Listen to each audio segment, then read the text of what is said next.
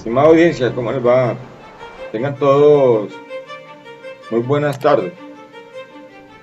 Espero que se encuentren bien con sus familias, en sus casas, comenzando este 9 año, 2024. Hoy es 7 de enero del 2024. Entonces, estamos continuando con el análisis de los artículos que habíamos hecho en la pasada presentación, en la presentación número 10. Y ya en esta presentación número 11 estamos continuando con lo mismo. Estamos revisando unos artículos hasta que llegamos ya a la sanción presidencial. ¿Sí? ¿Cuál es la idea de hacer esta revisión de estos artículos? Es ir mirando cómo se va acomodando la reforma tributaria hasta que se vuelve ley de la República. ¿Sí? Porque no es de que el primero la plantea el Ministerio de Hacienda, pero no es de que el Ministerio de Hacienda la planteó y de una vez. Pero les decía que el director de la DIAN en el comienzo de los artículos pues aparecía diciendo de que la reforma cumple con la Constitución. Supongo que tendrán allá muchos abogados porque plata tienen para contratar todos los mejores y los abogados del país, los mejores y los que más sepan de constitucionalidad para definir. Sin embargo, a la larga, pues fue demandada, ha sido demandada por diferentes motivos, no solamente por el lado de la industria extractivista, sino por otro lado, ¿no? Hasta los alimentos ultraprocesados también y bebidas endulzadas también fue demandada, pero ya la corte esa sí la aprobó. Esa sí la aprobó, esa sí dijo que era muy buena que a los ciudadanos nos grabaran los alimentos. Mientras que la de no prohibición de descontar regalías, esa no la aprobó. Entonces, lo que hacemos es revisar todos esos puntos, ¿sí? Porque esos llevan unos cambios, someramente, obviamente, porque nosotros no estamos metidos allá con ellos para uno saber cómo era originalmente y cuando llega a las comisiones, como les digo, ¿no? El Ministerio de Hacienda la plantea, llega a las comisiones, les hacen más revisiones, le hacen cambios, luego le agregan esto y le agregan lo otro. Entonces, eso es lo que estamos mirando en ese transcurso de tiempo desde la posición del presidente Petro, hasta desde antes, hasta el 13 de diciembre, en agosto, 7 de agosto, hasta el 13 de diciembre que se hace la aprobación. Básicamente el punto ahí pues hay varias cosas importantes, pero la sobretasa era algo que no, del impuesto de renta era algo que no se esperaba. ¿Sí? Ya lo del descuento de la prohibición de no descontar regalías, esa prohibición de descontar regalías ya estaba planteada desde la campaña, así que eso sí lo esperaba yo, ya cuando ganó la presidencia. Y lo de los dividendos, esa tampoco me enteré, fue ahora cuando el Ministerio de Hacienda hizo el análisis, que Desarrollo también lo tomó, es decir, es diferente a ellos, los empresarios también hacen sus propios análisis, y ya entonces al final pues se llega ya a la reforma tributaria como tal, y luego ya se harán los respectivos análisis y demandas posteriores que le han hecho, ¿no? Eso básicamente es lo que estamos mirando acá.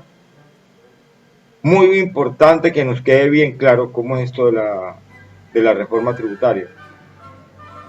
Porque los ingresos del Estado ya está claro, el 68% de los ingresos del Estado provienen de la DIAN. Imagínense, del presupuesto general de la nación que es 506,2 billones. Entonces, hay que revisar eso, no podemos salir a tirar piedra a las calles sin saber, sin hacerlo de una manera de que uno sepa qué están haciendo con el dinero, ¿no? Y las cargas que nos están imponiendo a los ciudadanos. Muy amables por su atención y espero disfruten de esta presentación. Gracias.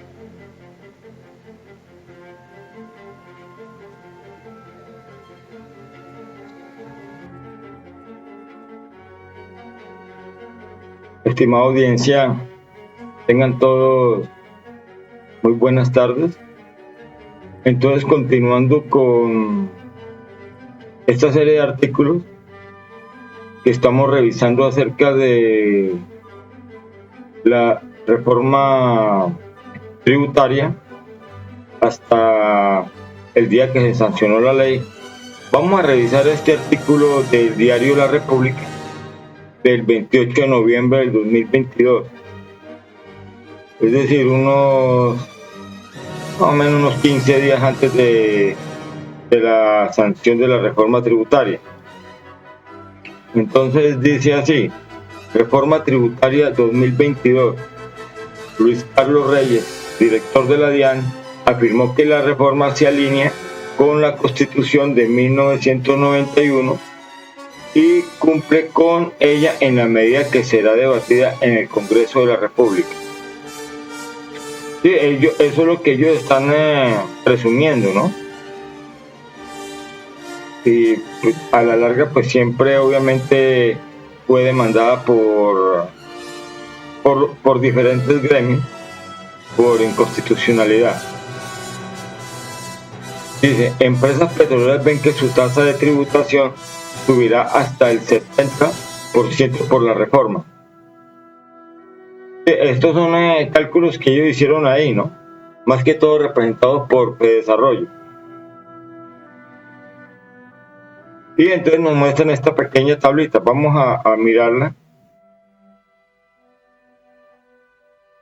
Pues aquí más o menos en esta tablita están identificando en qué consiste lo que es la sobretasa, el impuesto de renta. Entonces dice: fórmula para gravar a los hidrocarburos en la tributaria. Habrá una sobretasa de renta según los precios internacionales. El porcentaje dependerá del promedio histórico de los últimos 10 años. Los umbrales se definirán según la distribución de los precios internacionales en términos reales deflactados con la inflación de Estados Unidos. La Unidad de Planeación Minero-Energética y la Agencia Nacional de Hidrocarburos definirán los precios promedios del año gravable y la tabla de percentiles. Entonces, vamos a mirar esta gráfica, lo que es para el petróleo, ¿no? Entonces, ellos ya para esta época ya habían establecido que iban a haber ya determinados unos márgenes de promedio en porcentajes, ¿no? El promedio de los precios del crudo de los últimos 10 años. Aquí están. Como les he explicado, parte desde abajo hacia arriba, del 30% del precio internacional de los últimos 10 años, entre el 30 y el 45, entre el 45 y 60 y más del 60% de ese precio internacional promedio de los últimos 10 años. Entonces, dependiendo de el valor en que se encuentre, así mismo va a ser la sobretasa. Si está por debajo sería el 0%, es decir, se les grava con la tasa nominal, que es la general que hay en la reforma tributaria, que es del 35%.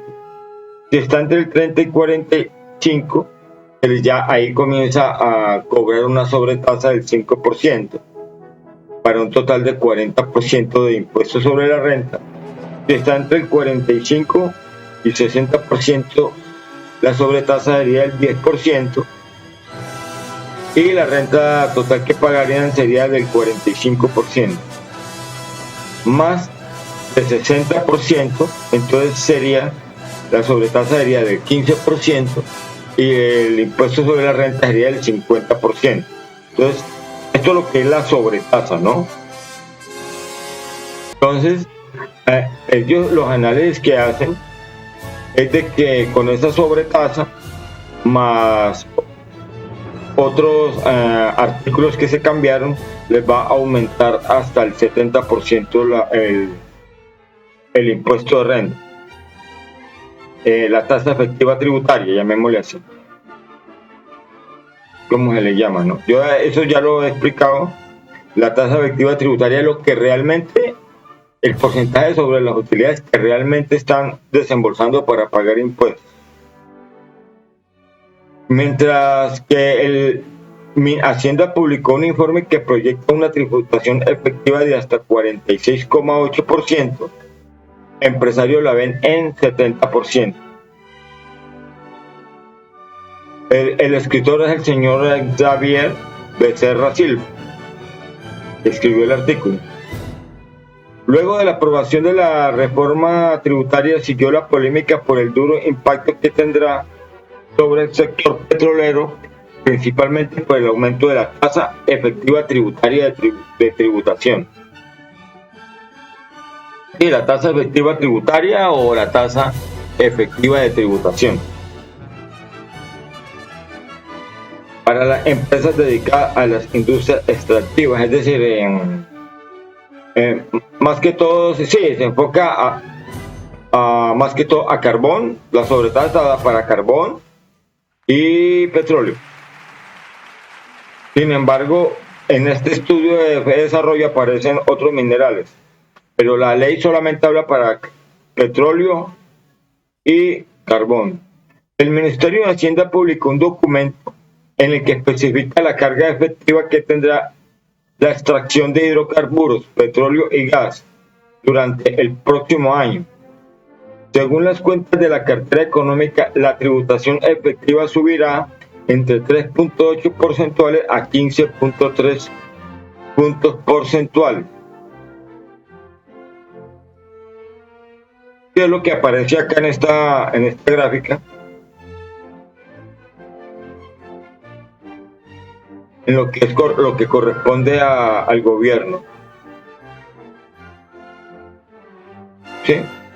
Entonces, estos diferenciales que acá, como les he dicho, esto es una tasa efectiva tributaria que le dio el gobierno de 28,2%, es decir, lo que ellos aquí llaman combinada, lo que Desarrollo llama aquí combinada, el gobierno le dio de 28,2% y algo menor de la nominal, que es del 35%, mientras que a ellos les dio es que el 36,3%, algo que es irracional, ya que una tercera parte de los ingresos brutos se van en beneficios. Eso ya lo demostré con el estudio de Luis Álvaro Pardo. Ya lo demostré que nunca llega a estos valores. Normalmente siempre está bien por debajo de la tasa nominal del 35%.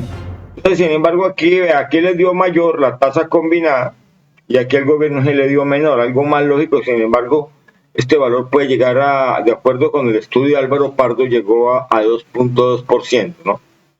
Esta tasa efectiva tributaria combinada inicial, llamémoslo. ¿Sí?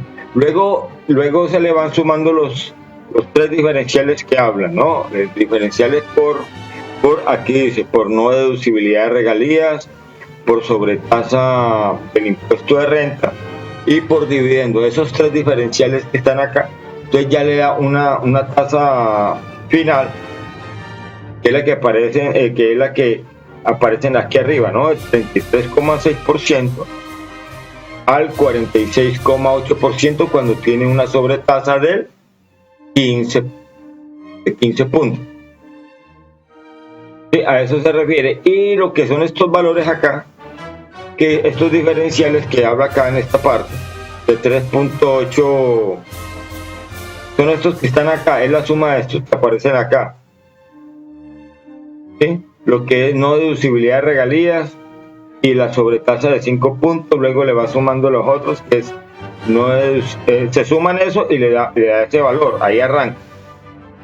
Ya luego aquí ya colocan la no deducibilidad de regalías, se le agrega la sobretasa de 5 puntos y los dividendos.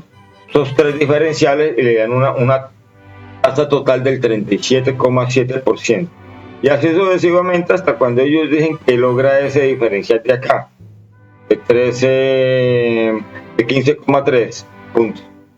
Se refiere a este diferencial para darle 46,8 de tasa efectiva. Entonces, espero que hayan entendido eso, ¿no? Aquí el asunto de cómo se llega a estos valores. Y pues muestra para el caso del petróleo y para el caso del carbón. ¿Sí? Aquí están los valores para el caso del petróleo. Yo lo resumí, es decir, lo reescribí a mi manera en esta tabla. Aquí en esta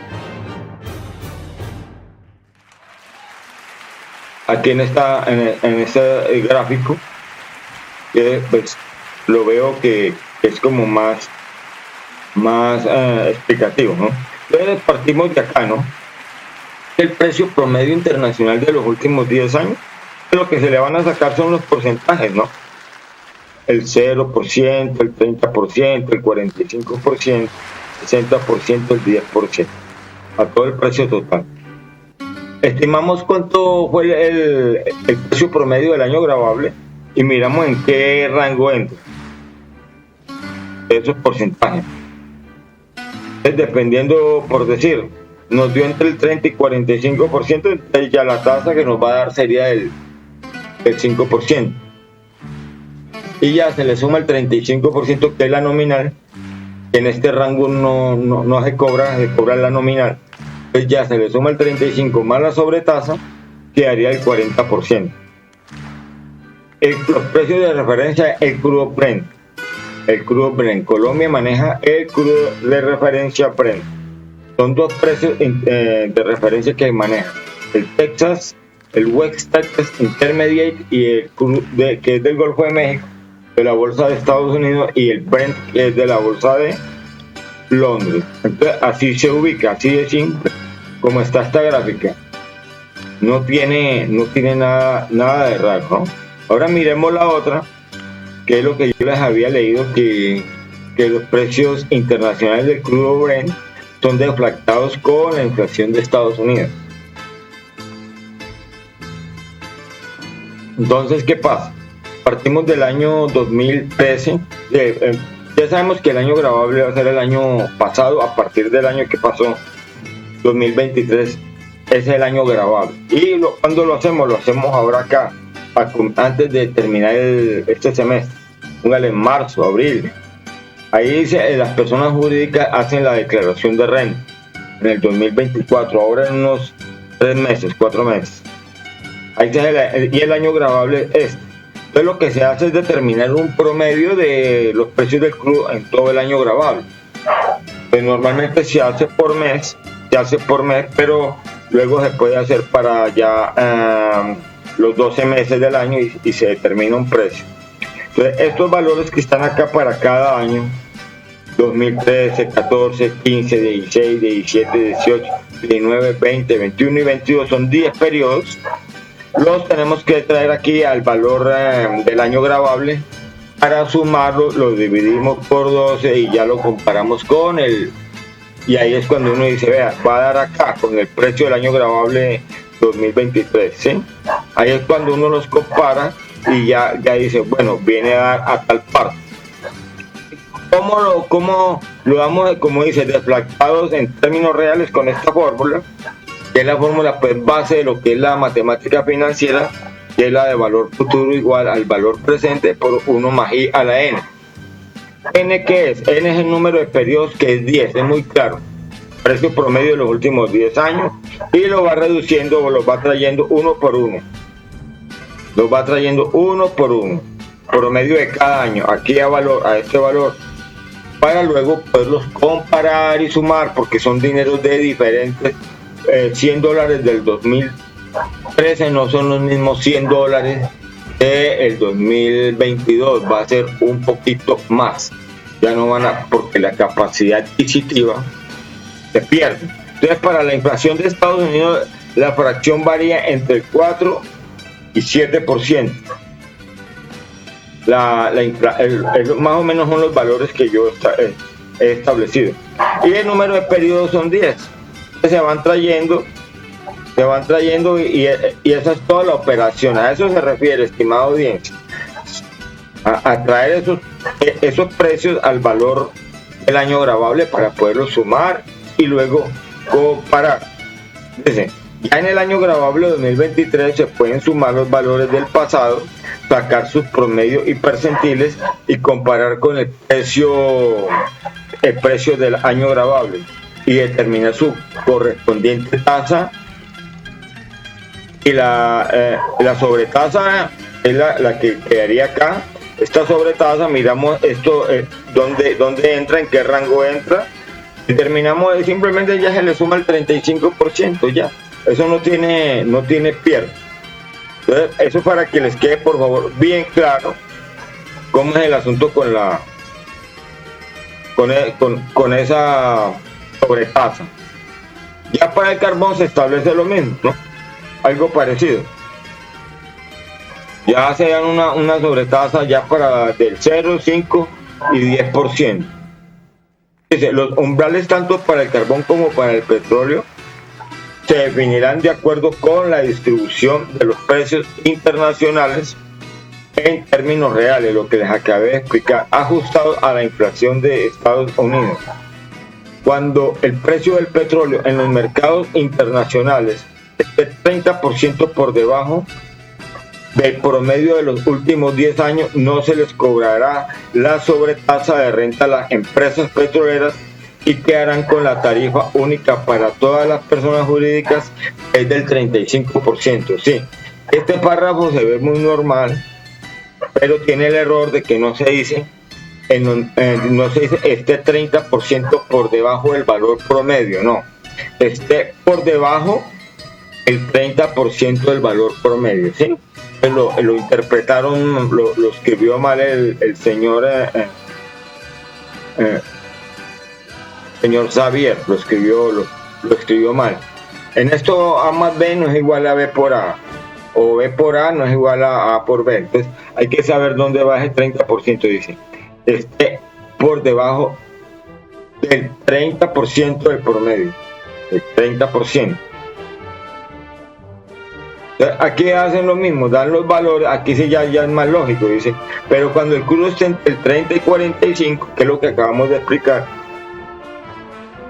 la sobretasa será del 45 y va subiendo, y con la suma le quedaría el 40%.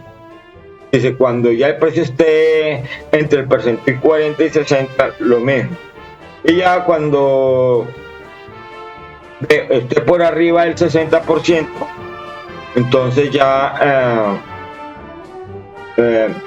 quedará una sobretasa del 15%. Aquí está muy claro, ¿no?